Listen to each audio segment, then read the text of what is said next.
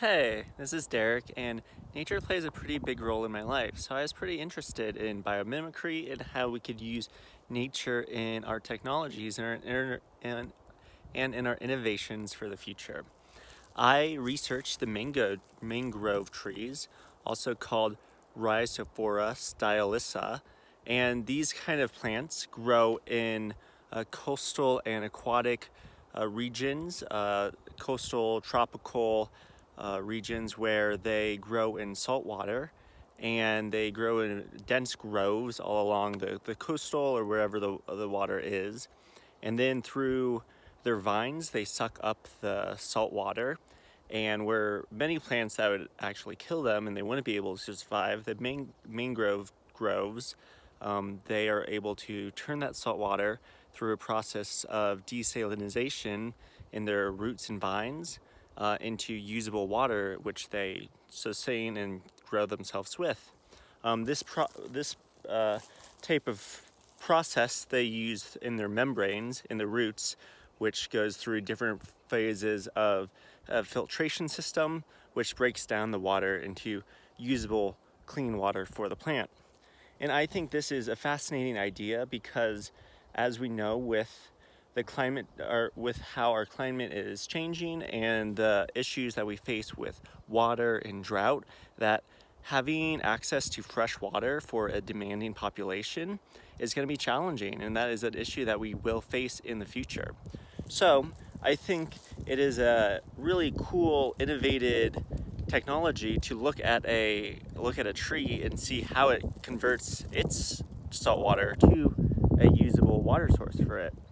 Um, so I think this would be an awesome example of biomimicry that we should explore more. I know kind of the current issues that we have with desalination is that it is expensive and it requires a lot of technology to do. So maybe if we could find a more simpler and elegant solution with what the mangrove trees does, that would be a cool success story. I think it'd be challenging in Phoenix, Arizona, just because we live in a desert and that is not the native habitation of the mangrove trees or groves.